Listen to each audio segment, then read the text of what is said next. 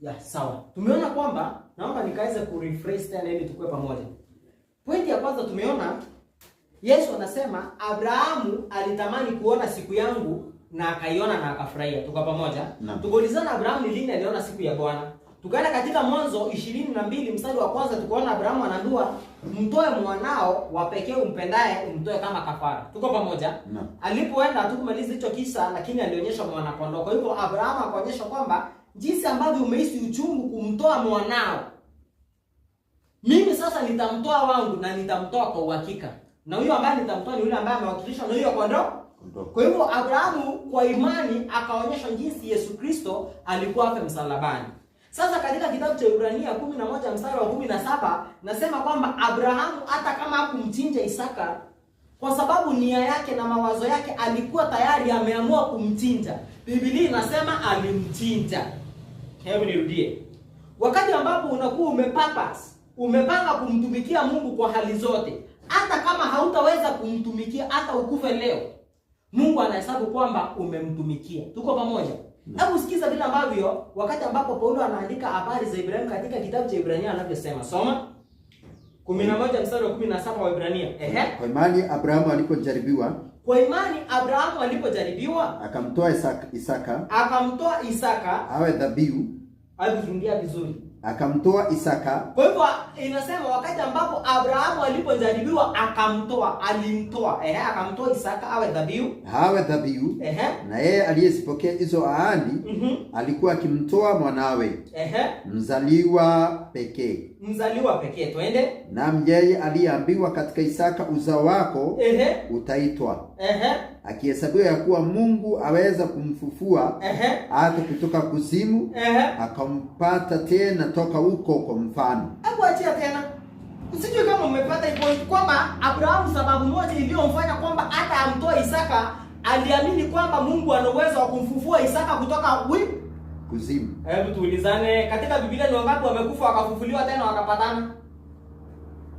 Yesu Kristo alipokufa alikuja kufufuliwa na babake tena.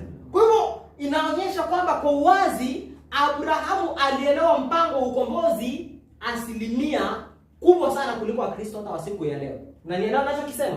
Kwa sababu alitoa mwanao wa pekee. Ibrahimu alifunguliwa mpango wa ukombozi. Wakati anapopewa hadithi aliziona na akazielewa. Kwa hivyo Abrahamu hata alielewa kwamba Isaka aliwakilisha Yesu Kristo. Ndio maana Abrahamu hata wakati ambapo Isaka anapofikisha umri anasema atafutiwe mke kwa ndugu zake. Hakutaka mke wa Isaka akuwe mke ambaye ni ovyo ovyo, maana yake alielewa kupitia Isaka Yesu Kristo angezaliwa katika mzao wa. Umenielewa hiyo hoja? Umeshika hiyo hoja? Sasa nataka tuingie katika tabia mbili za watu ambao ni wako katika kanisa la Mungu. Yakobo na Esau. Nataka tufanye tu mifano miwili. Mfano wa kwanza uko katika tabia zao. Tuanzie na tabia ya kwanza. Nataka tuangalie Isaka alipolea watoto wawili, wote aliwafunza sawa ama alikuwa anafunza Yakobo pekee, anakataza Esau? Tuko pamoja? Acha tuanzie msafara. Tusome katika kitabu cha Pipi.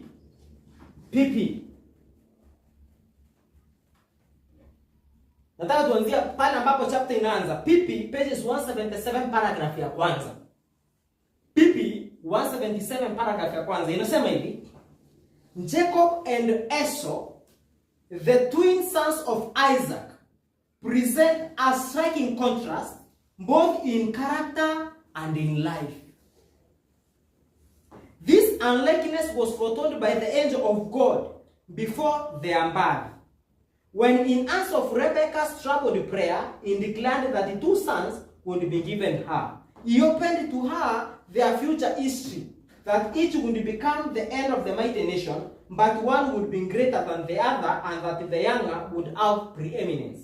Kwa hivyo walikuwa na tofauti kabisa za kitabia na hata katika maisha yao, lakini malaika alikuwa ameambia Rebeka tabia zao. Sasa sikiza hapa. Esau grew up loving self-gratification and centering all his interest in the present. Kwamba Esau alikuwa akiwa anapenda kujitoselesha na matumainio yake na matamanio yake yote yalikuwa ya wakati huu. Kwa hivyo ni sahi, si kesho. Ni leo. Kwa hivyo kama ni pesa unanipea kama unanilipa ni yeye hapo eti ngoje eti amini, hapana, ni sahi.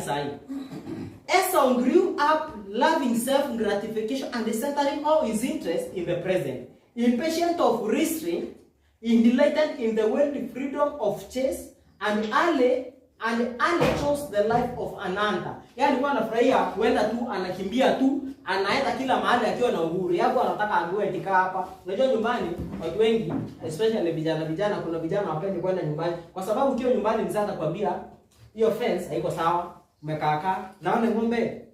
Wazazi wengine wanasema niko na vijana kwa hii boma lakini hata ng'ombe waweza. Kwa hivyo hapo anataka kukaa nyumbani eti anaambiwa usifanye hivi, unakuja saa ngapi? Hapana. Yeye alikuwa anataka anatoka hivi, anakuja siku anataka, anatembea hivi, anaenda anakuja bila. Yeye alikuwa anataka kupewa sheria. Tuko pamoja? Yeye alikuwa anataka kama tumesema tufanye kitu ni sahi. Ndio maana hata wakati alipokuwa na njaa alisema sasa, hii battery itanisaidia nini? Mimi nakufa. Leta hiyo chakula. Mambo ni sahi. Hiyo ndio ilikuwa tabia ya Esau. Ngoja tuone. Inaendelea inasema the quiet, peace loving shepherd was attracted by the daring of his bigger son, who fearlessly ranged over the mountains, returning home with a game for his father and with the exacting accounts of adventurous life. Jacob, thoughtful, mtu ambaye anafikiria sana. Jacob, thoughtful, number 1. Diligent, caretaking, ever thinking more of future than present. Was content to dwell at home. Occupied in the care of the flocks and the tillage of this soil. Kwa hivyo Esau yeye hataki kukaa nyumbani, yeye ni kutembea, anatoka huku, anaenda huko, anapigana na wanyama mwitu, anateka, anakuja, yeye aulizwi kama ni saizi tunamalizana hapa, lakini Yakobo alikuwa ametulia, amenyamaza, anafikiria sana kuhusu mambo ya future kuliko wakati wa saizi. Na yeye kazi yake ilikuwa ni kufuga kondoo na kukaa nyumbani. Okay. Siniwaeleze kidogo. Mnakumbuka Yesu anapopeana mfano wa vijana wawili? Mnakumbuka ule mfano? Kwa hivyo kuna nyumbani, unaokaa nyumbani. Unaokaa wapi? Nyumbani. Inaendelea nasema his patience, perseverance, thrift and foresight were valued by his mother. Sasa sikiza paragraph inafuata. The promises made to Abraham and confirmed to his son were held by Isaac and Rebekah as great object of their desires and hope. With these promises, narudia, Esau and Jacob were familiar. Allah. Kwa hivyo si ati Yakobo alikuwa anafunzwa peke yake, Esau anaachwa. Wote walikuwa wamefunzwa. Okay. Kwa hivyo hata wakati tunaona hizi tabia mbili katika kanisa, haitakuwa eti kuna kikundi huwa kinatengwa kinafundishwa unabii, kingine kinatengwa kinafundishwa family life. Hapana, ni wote wanafunzwa pamoja, lakini kuna vikundi viwili. Inasema they were familiar. They were taught to regard birthright as a matter of great importance. For it included not only an inheritance of worldly wealth, but spiritual preeminence. Walifunzwa sana watunze haki ya kuzaliwa wa kwanza, haki ya ukalidhali, sijui inaitwaje, ambayo ni uzaliwa wa kwanza, kwa sababu ilikuwa na umuhimu sana, sio kwa mambo ya dunia pekee, bali hata katika mambo ya kiroho. Inamaliza inasema he who received it was to be the prince of his family, number 1, and in line of his posterity the redeemer of the world would come. Kwa hivyo number 1 angekuwa ni kuhani wa familia. Number 2, Yesu Kristo angezaliwa katika mzao wake. Tuendelee tusikie. On the other hand, tumepewa sababu mbili. Ya kwanza, utakuwa ni kuhani wa familia. Number 2, Yesu atazaliwa katika mzao wako. Point nyingine ya mwisho, na la kushangaza ni kwamba vile ambavyo tunaendelea kuona, Esau alikuwa anasikia kuwa kuhani, hataki kukaa nyumbani. Wewe kama ni kuhani wa familia, si lazima ukae nyumbani. Asubuhi utoe sadaka, utolee watoto wako. Jioni utolee sadaka, utolea watoto wako. Lakini Esau alikuwa anataka kuwa wapi? Nyumbani. Unaona kama alikuwa anataka kuwa kwani? Hizo hakuwa anataka. Eti Yesu azaliwe kwake. Kwa hivyo inamaanisha yeye lazima afuate lazima atafutiwe mke, lazima afanywe hivi, lazima hizo hakuwa anataka. Yeye alikuwa anataka hii ya mwisho. Sasa sikia ya mwisho je alikuwa anataka. Inasema on the other hand there were obligations resting upon the possessor of the birthright. Kwa hivyo si hizo mibaraka pekee, pia kuna majukumu. Inamaliza inasema he should inherit its blessings, must devote his life to the service of God. Kwa hivyo kama na utachukua hizi mibaraka zote, lazima utumikie maisha yako katika umtumikia nani? Mungu. Inamaliza katika familia yako, katika maisha yako, katika maisha yako ya nje, katika jinsi ambavyo unavyohusiana, lazima uweze una consult the will of God. Hebu sikiza hapa. Tabia ni mbili kanisani. Wote ni wako katika kanisa moja. Wote ni mandugu, lakini kuna majukumu ambayo yanafuatanika na kurithi hiyo birthright. Sasa inashika hivi inasema Isaac made known to his sons these privileges and conditions. And he plainly stated that Esau, as the eldest, was the one entitled to the birthright. But Esau had no love for devotion. Okay. Yeah, Esau eti asubuhi baba anaita watoto kujeni tuombe. Ndadi unatuchosha. Ndadi unafanya nini? Ndadi unafanya nini?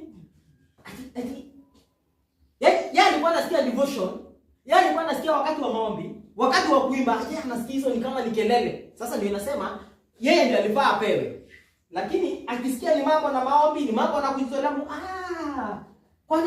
kwani hii hamjuangi kitu kingine? Kwani hamfuzangi kitu kingine? Unanielewa? Unajua siku hizi wa Sabato hiyo ni every form tu. Watu wasikuna, watu wasivalie, watu usikuna wa Sabato kama hao mnawasikia kanisani. Nyinyi tu chenye mnajua kusema watu wasikule, watu wasivalie, watu wasifanye. Sasa watu hao ndio wanaelezwa na Esau. Hapo wanataka hiyo maneno. Si tuende tu kanisani tu, si tufunze upande wa, si tuimbe tu, si tukae tu, si tu. Kwani Esau hapo anataka mambo mambo ya kujinyima hapana. Sikia inasema But Esau had no love for devotion, no inclination for religious life. Mambo sijui na kuishi maisha utaua kwa anataka. Inamalizia inasema the requirements that accompanied the spiritual birthright were unwelcome and even hateful restraint to him. Kwa hivyo majukumu ambayo alikuwa anafaa anjukumike ili apewe urithi ilikuwa kwake ni kama ni mzigo na hakuwa anayakaribisha. Yaani hapo mtu ambaye anayafurahia. Inamalizia inasema the law of God was the condition of the divine covenant with Abraham, was regarded by Esau as a yoke of bondage. Sheria ya Mungu Esau kwake ilikuwa ni kama nini? Yoke ni choki. Sijui huko mnahitaji. Kwake ilikuwa ni kama kuwekewa ni nini? Lakini si tuliona yeye alikuwa anapenda anatembea, akai nyumbani, anafanya vitu zake, asiulizwe kama ni kupewa kitu anapewa sasa hiyo. Hiyo ilikuwa ni tabia ya Esau. Kwani Yakobo alikuwa na tabia gani? Tumalizie tusikie.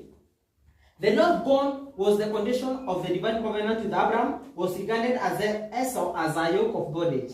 Bent in self-indulgence, Esau, bent in self-indulgence, he desired nothing so much as liberty to do as he pleased. Yeye alikuwa anataka kitu kingine. Yeye alikuwa anataka mimi nikisikia kwenda naenda, nikisikia kukaa na kaa. Yeye alikuwa anataka kupewa kisheria ya Biblia. Hapana, yeye alikuwa anataka afanye kila kitu jinsi ambavyo anavyotaka. Inasema ignored in unrestrained freedom of his will, proving life. Rebecca remembered the words of an angel, and she reigned with clearer insight than did her husband the character of their sons. She was convinced that the inheritance of the divine promise was intended for Jacob. She repeated to Isaac the angel's word, but the father's affections were centered upon his elder son, and he was unshaken of his purpose. Kwa hivyo Rebecca yeye alielewa maneno ya malaika na anajua kueleza babake, lakini babake hakuelewa. Lakini Rebecca akaelewa hizi tabia ambazo naona hapa. Hizi tabia kwa hakika huyu hawezi akapewa birthright. Tuko pamoja? Kwa hivyo wapenzi, nilikuwa nataka tupate point ya kwanza. Hoja ya kwanza. Hii ni series. Hatuwezi tukaimaliza leo. Nataka nikuonyesha mahali ambapo jinsi ambavyo nani alioa. Alienda akaoa watoto wa dunia. Watoto wa dunia tukuja kwa kanisa. Tuone kuna watu ambao kanisani walizaliwa wa kwanza. Ina maana gani? Ilianzia kwanza. Ni dini. ilianzia kwa wote ni wa Sabato. Wote ni wa Sabato. Wakaanzia kwanza. Na ndio walifaa kupewa hiyo mibaraka. Au ndio walifaa warithi the birthright. Lakini hawataki kufuata sheria za Mungu. Wao wanataka kutangamana. Wakaenda wakaoana, wakaoa watu wa nje. Watu wa nje wakaoana, wakafanya mahusiano. Kumaanisha nini? Wakazini, wakaleta doctrines ambazo si za haki zikaletwa. Na kuna wengine hapa walizaliwa wakiwa wa pili ama wamefuatana. Lakini wao wanatulia nyumbani kwa baba. Nyumbani tutauliza kwani nyumbani ni wapi? Wanatulia nyumbani kwa baba. Wao ni kuchunga na kutii. Nao wanafanya mambo ya wakati ujao kuliko mambo ya saa hizi. Mnanielewaje yeye anasema? Kuna watu ni saa hizi tu, mambo ni saa. Ndio maana makanisa mengi siku hizi wanaangalia mambo ya wakati huu. Mambo ya saa hii. Wao waangalie kwamba kuna mbinguni ya kukuja. Wao waangalie tu kuna maisha ya kukuja. Hapana, wao ni saa hizi. Baadaye wengine wanasema kwani si tumehubiriwa kwamba Yesu atakuja. Wao tumeishi kuhubiri. Ni wa Sabato wako kanisani, lakini mkianza kuzungumza mambo na unabii, hapana, msienda kutaja hii mambo tumeisikia hata tukiwa watoto, tumeishi kuisikia. Sasa mnasema Biblia inaisha aje sasa? Acheni kustua watu. Ni wa Sabato, lakini mnapohubiri kwamba Yesu anakuja anasema acheni kustua watu. Kwa hapa watu wako inawakilisha kikundi cha Waadventista wa Sabato, wale ambao wanapoambiwa kweli ambazo zinakata kwamba Mwadventista wa Sabato hatufai kuvalia hivi, hatufai kukunywa hivi, hatufai kutembea hivi. Wao wanasikia ni kama unawawekea mizigo kwa akili zao.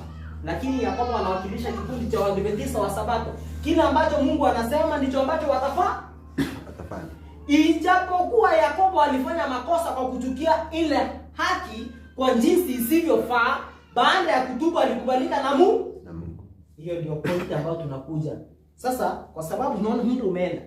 Tumefika saa 5:25. Nataka niweze kuachia tu hapa. Lakini point ya muhimu ambayo nataka tuangalie ni kwamba wote ni watoto wa Rebeka. Wote ni watoto wa Isaka. Wote walifaa kurithi. Hata wa kwanza ndiye alifaa kurithi. Lakini Mungu akampenda huyu akamchukia huyu. Sio kwa sababu Mungu alikuwa na upendeleo, ni kwa sababu huyu alikuwa kila wakati anawaza mambo kuhusu jinsi ambavyo atamtukuza Mungu, jinsi ambavyo atakafanya vilivyo haki. Hebu sikiza quotation ambayo nataka kusoma tunapomalizia. Ukisoma kitabu cha Conflict and Courage inapozungumzia Jacob and Esau page 71, naomba sasa hapa nikasome hii page 71. Nimeruka katikati hapa. Nataka kufanya conclusion. Hapa mnishike.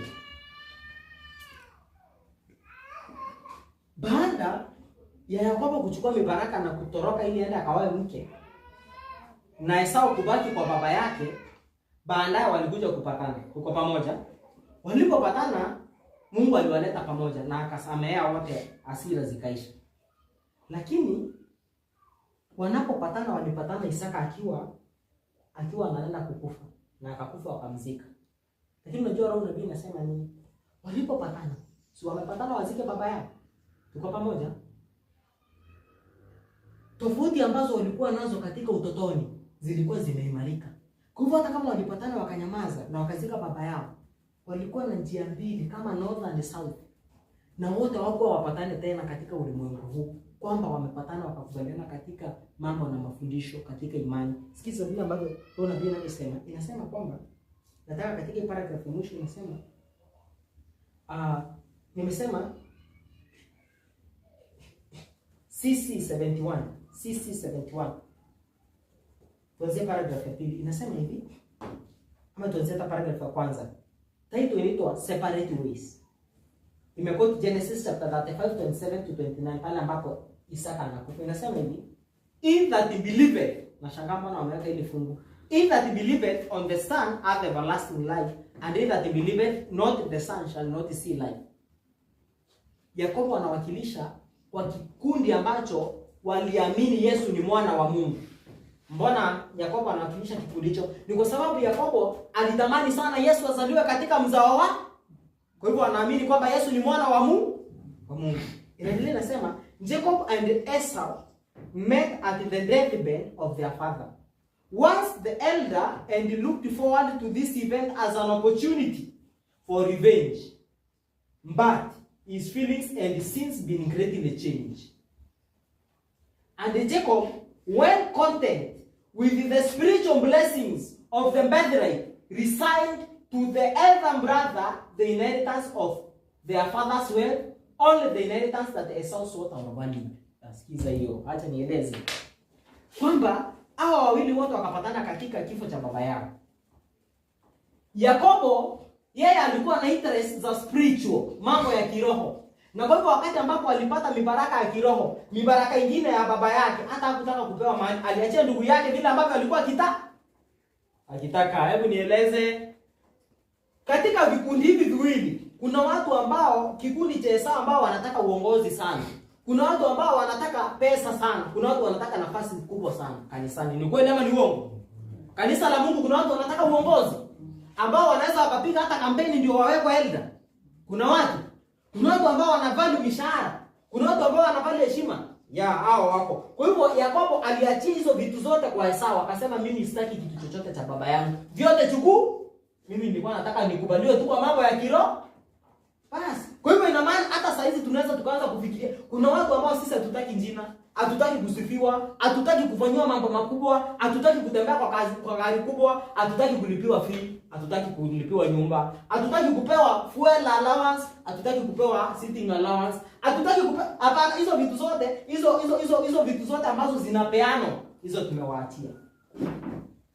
Yakobo tu kitu ambacho alikuwa akitaka ni kukubalika na Mungu na kubaliwa kwamba uzao wake ukuu umetakaswa katika Mungu. Kwa hivyo Yakobo tunaonyesha tabia yake. Hebu sikiliza vile ambavyo inaendelea inasema, Esau and Jacob alike and been instructed in the knowledge of God, and both were free to walk in his commandments to receive his favor. Wote walikuwa wamefunzwa mambo na sheria za Mungu, na wote walikuwa na uhuru wa kutii Mungu ili Mungu awakubali.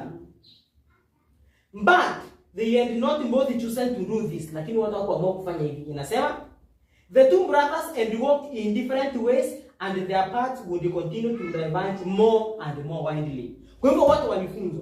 Na ni ukweli kwa sabato wote wa kanisa la Adventista wa Sabato mahali popote walipo, wamefunzwa amri za Mungu, wamefunzwa sheria za Mungu, na wote wako na nafasi ya kutii Mungu. Lakini kuna wao watasema, "Ai, hizi ni ngumu, hizi ni ngumu." Kwa hivyo wafuate sheria zao. Kuna wengine watasema, "Mungu tunataka kukufuata hata kama maisha ni magumu, wewe tupe nguvu." Kwa hivyo hii inawakilisha Esau, na njia zao zitazidi, hii inaenda hivi, ingine inaenda, zitazidi kuachana. Sikiza. Na maliza inasema, there was no arbitrary choice on the part of God by which Esau was shut from the blessings of salvation. Mungu hakulala tu hivi akasema, "Ni nani mwenye napenda, ni nani mwenye naacha?" Akafanya hivi, Yakobo ndio napenda. Hapana. Haikuwa hivyo tu. Kulikuwa na sababu ambazo Mungu alisema, "Nimemchagua Yakobo, Esau nimemchukia." Haikuwa bila sababu, kulikuwa na sababu. Inamaliza inasema aje? Inasema, the gifts of his grace through Christ are free to all. Neema, kipawa cha neema kimepeanwa bure kwa wao wote. There is no election. There is no election. Many are called, few are chosen. There is no election. Shika hiyo point ndio nilikuwa nataka kurudia. There is no election. There is no election but one's own by which any may perish. Kwamba si eti Mungu anakuja anasema wewe unakupenda. Hapana, ni wewe ndio unajichagulia. Mimi nataka kupendwa na Mungu. Kwa sababu nataka kupendwa na Mungu, nataka kumtii Mungu. Mwingine anasema mimi sijali vile Mungu atataka nafa. Acha mimi nifanye zenye mimi nataka na yeye afanye chenye anataka. Lakini si eti Mungu anachagua eti kwa sababu hapana, ni wewe unajichagulia kwamba unataka kupendwa na Mungu ama hutaki kupendwa na Mungu. Hivyo ndipo point inavyosema. Every soul is elected who will work out his own salvation with fear and trembling. He is elected who will put his armor and fight the good fight of faith. He is elected he who will watch unto prayer, who will search the scriptures and flee from temptation. Kwa hivyo who is elected ni mwenye anaomba, ni mwenye anatubu, ni mwenye anafuata mapenzi ya Mungu, ni mwenye anafanya yale Mungu anayosema. Si eti Mungu anachagua bila kuchagua. Ni wewe unajiamulia kumtii Mungu na Mungu anakuchagua. Huko ndio kunaitwa kuchaguliwa kwa Mungu. Maliza, nasema okay, he is elected who will have faith continually and who will be obedient to every word that proceeded from the mouth of God. The provisions of redemption are free to all. The results of redemption will be enjoyed by those who will have complied with the conditions. Paragraph mwisho inapomaliza hapa ndipo nataka tusikie. Esau and despised the blessings of the covenant. He valued the temporal more than the spiritual good, and he received what he desired. Okay. Yaani, na hapa ndipo naomba tuelewe wapenzi. Kama unataka kujenga nyumba kubwa, Mungu atakupea. Kama unataka cheo kubwa, Mungu atakuachilia upe. Kama unataka kuwa ndio wa kanisa la Mungu, Mungu atakuachia. Atakuachia tu uchukue. Kama unataka kiongozi, Mungu atakuachia. Yeye atapingana sana, wewe ngangana tu fanya hivi, ongea ukubaliwe, atakuachia ndio utapewa. Lakini kama ulikuwa unataka ya kiroho, uwezo ukashikanisha zote mbili. Kwa hivyo Esau alitamani kupewa utajiri. Si Yakobo alimwachia? Sawa. Lakini sasa sikia, Esau and he despised the blessings of the covenant. He valued the temporal above the spiritual good, and he received that which he desired. It was by his own deliberate choice that he was separated from the people of God. Ni kwa uamuzi wake yeye akatengwa na watu wa Mungu. Namalizia, Jacob had chosen the inheritance of faith. He had endeavored to obtain it by craft and treachery and falsehood, but God had permitted his sin to work out its correction. Kwa hivyo hata kama alifanya makosa, Mungu alikubali huo uovu wao uweze kumkosoa wakati alienda akandanganya na Laban na vitu zingine. The best elements of the character were consumed in the furnace fire, and the true mold was refined until the faith of Abraham and Isaac was undimmed in Jacob. Bwana Yesu asifiwe. Nakumbuka tulisoma mambo na Abraham hapa. Kwa hivyo Yakobo alipitishiwa katika majaribu mpaka imani ambayo ilikuwa kwa Isaka na Ibrahimu ikaonekana kwa Bwana Yesu asifiwe. Bwana Yesu asifiwe. Ina maana ndio maana Biblia inapotuambia tushindanie imani. Niliuliza hapa na ninauliza hata siku ya leo, ni imani gani tunashindania ambayo ilipeana mara moja? Masomo mingi alirekebika mpaka imani ya Ibrahimu ikaonekana ndani ya Bwana Yesu asifiwe. Ya watu ambao ni wa mrembo kwa wa Yakobo. Sio tabia ya watu ambao wanapendwa na Mungu. Watu wanaopendwa na Mungu arbitrarily. They are chosen because they have decided to work their own salvation and to be chosen of God. Amen? Amen? Watu ambao wametamani dunia. Hizo 7,000 zenye wanapewa, kwani hata zinakuharibikia? Kwani unachukia? Kwani katika nyimbo tunapongojea Mungu kwa sababu tunaomba.